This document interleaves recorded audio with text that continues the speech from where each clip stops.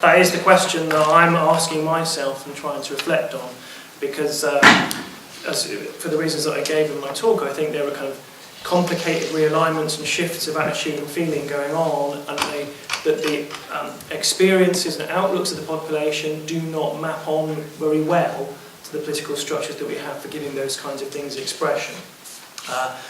And I think that in a very deep and profound sense, how we do democracy is in profound flux. And things that were before Brexit, it's crystallised it, and things are going on.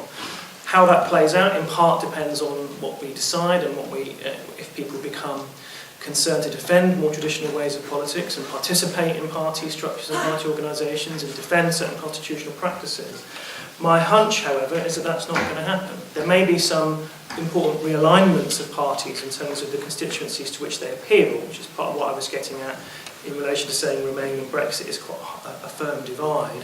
It may not be at the front of their minds when they come to elections, but it's going to shape the ways they respond to parties.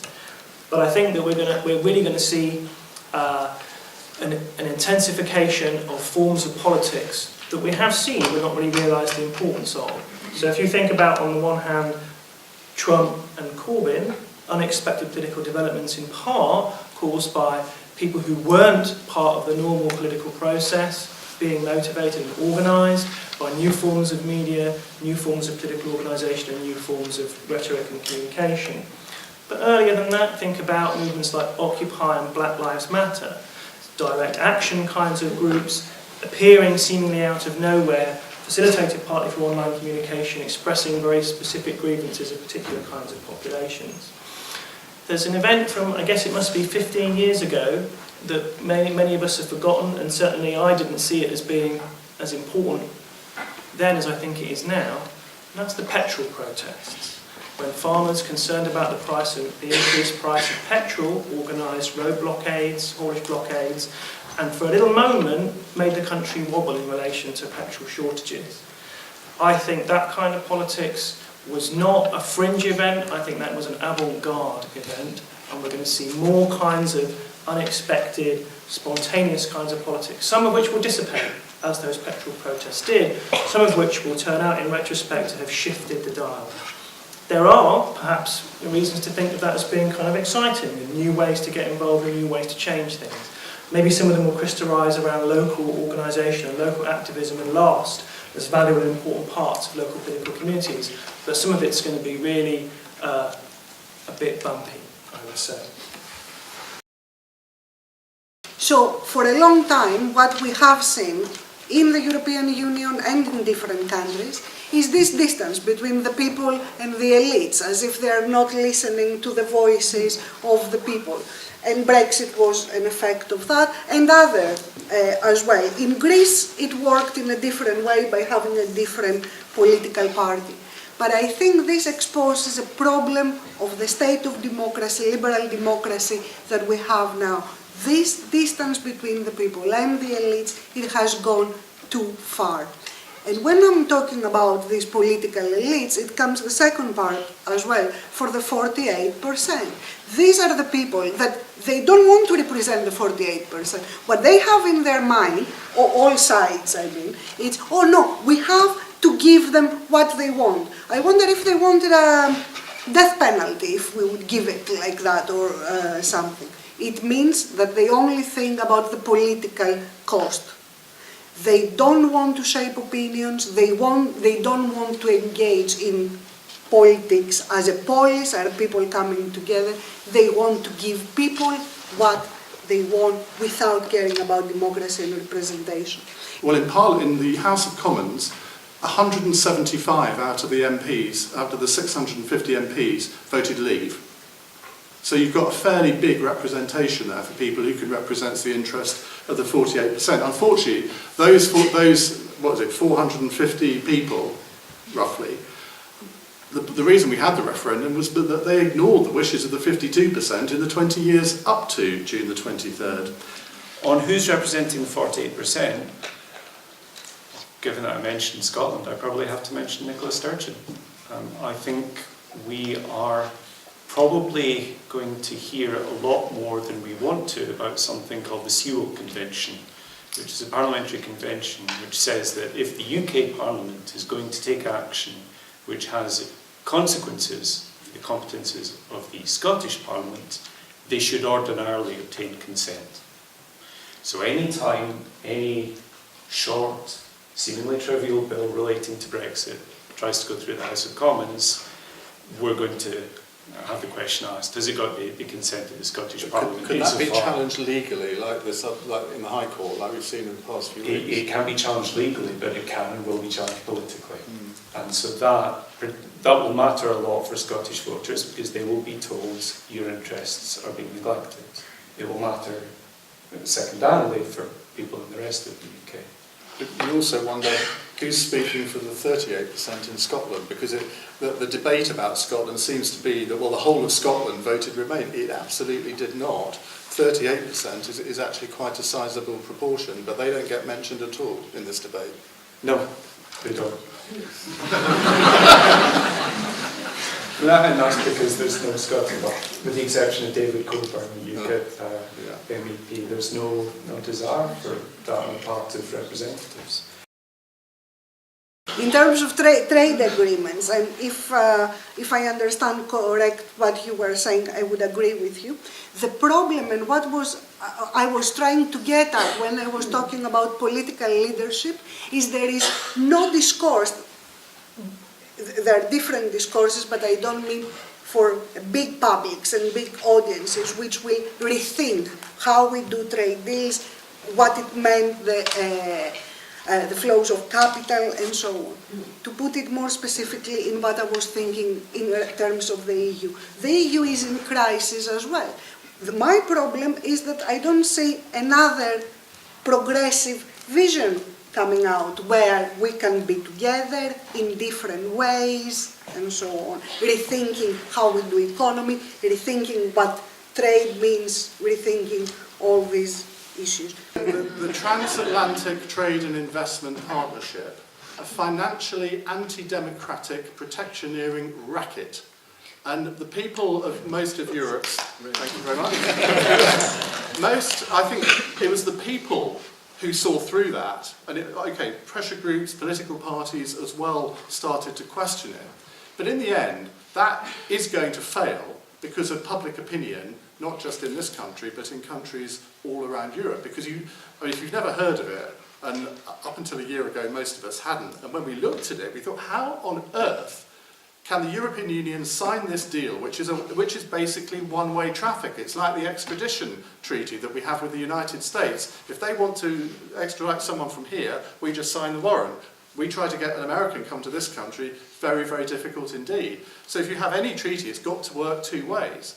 Now, any trade deal that we do with the Americans, and I think even though I'm wholly against Donald Trump, I want to make that quite clear right from the start, and actually his election as president makes a trade deal with this country far more likely than had Hillary Clinton won. So there's an opportunity there as well as a threat. So we don't want TTIP or anything like it, but something that is solely based on trade, not just all the other terrible things that were included in TTIP. I think it's good that the referendum saw such high turnout. I think it's good that many people voted for the first time. And I think it's particularly good that many people who voted for the first time won. Because there are lots of people, probably people of a similar socio-economic status to the people in this room, who have been regularly turning out to vote and who feel as though their interests are broadly represented by the system. And so I think it was good that those people who don't vote, on the occasion when they did vote, won. So I think in terms of the demand for politics, that is changing. But I worry about in terms of the supply and the response, because I don't see how politicians can respond very effectively to public demands if every Queen's speech for the next 3 to 8 years has a department-specific bill saying, here's how we're going to tie up these loose ends. So I think increased demand for action might meet with limited response. Politics is going to become even more divisive. Those of you who are on social media have seen it over the past few months that it is virtually impossible to have a rational conversation on Twitter or Facebook with anybody about Brexit if you happen to disagree with them. It just descends into acrimony. And I think that there is a danger that that could spread way beyond social media. Particularly if there is a feeling among the 52% that their wishes are not going to be respected. If the House of Lords, for example, decides in its infinite wisdom to try and block Article 52, which, I mean, there is mathematically they could do that. I think not only would the House of Lords be signing its own death warrant, which many of us would welcome, but there would also be, I think, a danger of mass demonstrations. Nigel Farage is already threatening to march on the Supreme Court, which I think is an absolute disgrace. I mean, if you respect the British Constitution, if you respect the sovereignty of the British judiciary, to actually say that you're going to take 100,000 people on the 7th of December to put pressure on 11 High Court judges, I mean, think of the consequences of that. But I don't rule out that there would be not just mass demonstrations, but fairly violent demonstrations if this, in the end, did not happen. Very interesting you mentioned the petrol shortage in 2000. I can remember having to trawl around petrol stations and looking at people in their cars, just the angry look on their faces and thinking, my God, this is not the country I thought I lived in. And you can imagine that sort of thing happening again. There were racists before June the 23rd in this country. There are racists now, and no doubt there always will be. It's very odd that they tend to congregate in areas where there aren't a lot of immigrants, which I've always found that slightly bizarre.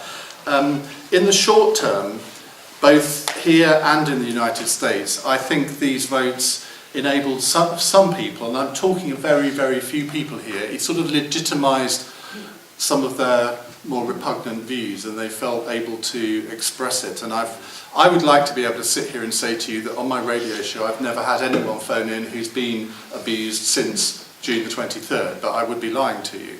I had a lady phone in a couple of weeks ago, a Spanish lady. She's been in this country for 50 years, and her husband actually phoned in to tell the story, and eventually I persuaded her to come on. And she said that for those 50 years, not once had she experienced any form of xenophobia towards her. But she has several times since then. She said, it's just I open my mouth, and even though I've been here for 50 years, my accent is still quite strong. And it was a really upsetting call. It got a huge reaction from the audience. And you think, well, what possesses anybody to walk up to a 70-year-old Spanish lady in a supermarket and tell her to get out of this country? I mean, most of us can't quite conceive of that. Even if somebody thought it, to actually go and do it. I don't think Britain is more racist than other countries. If anything, it's much more tolerant in some ways, depending where you come from. But I can see the difference with Greece, for example. Before having a left government, which is sympathetic to the refugee flows, the media and the politicians of the right were trying to blame the refugees about the crisis in Greece. I know it sounds strange, but there was a very particular person, I cannot mention the name now, which has a very high position in the Greek politics, and he was saying that, I've heard him saying that, in Britain. But we should not forget that we have a crisis in Greece because there are so many refugees. If you have this discourse repeating and repeating itself, of course you will have very divisive phenomena. But because this changed in Greece, it's not that the Greeks are good people and they do all the good things about the refugees, but there was a discussion. There are the media which are bringing other images as well, and there are a bigger political discourse which says no, that we don't have a crisis because of the refugees. Here you have a different phenomenon, and this was going on for some time. I don't say that, as I said, the British people are racist, but we legitimized with this discourse these few voices that they will go on and on forever. And they will be racist. But the worst thing for me is when I see children. And I saw children outside voting, when we were voting about the referendum, where I asked a small boy like 5, and I said, oh, are you going to vote as well? No, but if I was to vote, I will vote to leave. Oh, okay, why? Because I don't like all these people being here. Okay, if you have the same discourse and repeat it again and again and again, something changes in society, and that's what we did with the referendum. We legitimized some, not yours, very extreme views. Yes, there's always been racism in the country, that's certainly true. But I think we should pause and reflect on that. We're not saying that racism is not only a displacement of people's anxiety about the economy or simply a reaction to immigration. There is a percentage of the population that doesn't like people who are different and foreign. And I do think that, and this isn't a point about Brexit or against Brexit, but I do think the Brexit vote has suggested there's rather more of those people than I had thought. I think that it's a case of what I call kind of crystallising. I think the Brexit vote crystallised a certain set of attitudes around race and racism that are now organised and much more public. Most of the people I know who are not white people have since Brexit experienced racial epithets directed at them. Something really, really ugly is now taken as being legitimate in the culture. We have to think about that. And we have to also understand where that comes from. Not just that it comes from people's anxieties and other things, but it comes from the way in which it's been catalysed consciously by political actors. It has been catalysed consciously by Nigel Farage, standing in front of that picture about the alleged hordes of Turks coming over. It has been catalysed by politicians in more than one political party, sometimes directly, sometimes indirectly, suggesting, are you thinking what I'm thinking, alluding to racial attitudes and allowing them to take form and be catalysed. And now they're here. Now they're here and now they're confident, and that's going to be a very important feature of our politics, one of the things that leads to the kind of tensions we're going to see.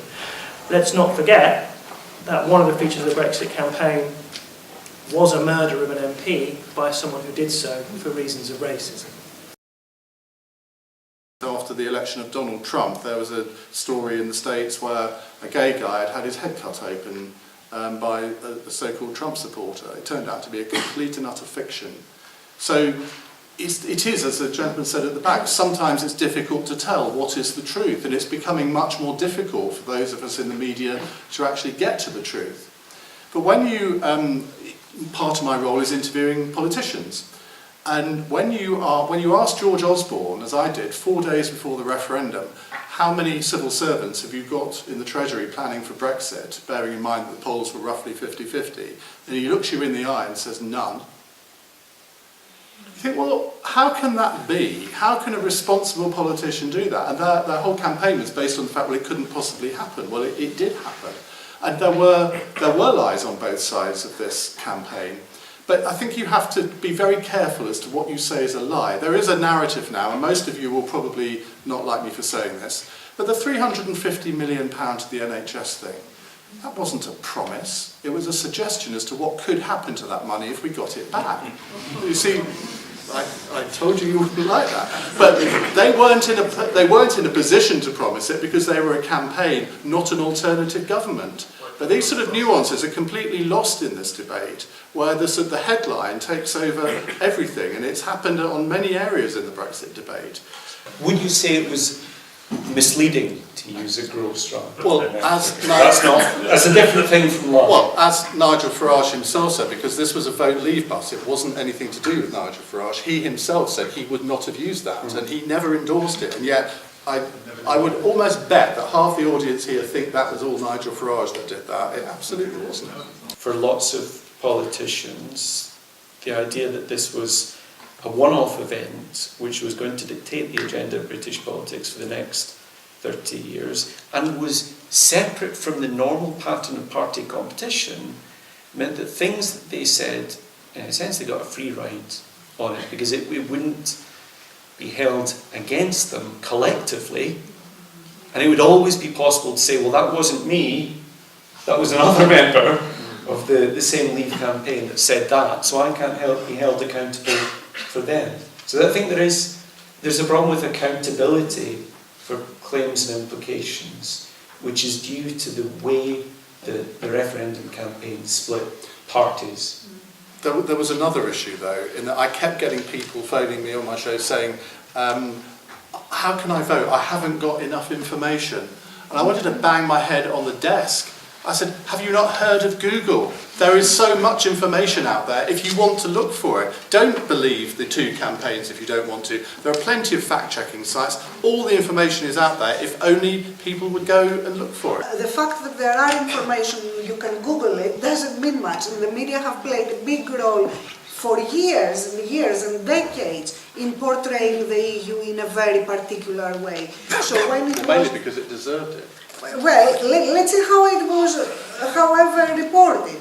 On the WHO, it was always actions of elites, particular elites, and the EU always had this problem that because there is not one figure to say, this person did it, it is very difficult to communicate it. It had to do with what it was reported about the EU, and there were very particular stories that ever made it to the British media, and it has to do with how it was reported, and it was always in an adversarial way, us and them. And this has been going on for many, many years. So the fact that you can Google it at that point doesn't change this whole impression that it was created from other sides, but from the media as well. We really are living in a situation in which people are making their political judgments on the basis of imagination and fantasy and falsehood, and there is not a reliable source to correct people on these kinds of things. It's a longer crisis, it's about the displacement.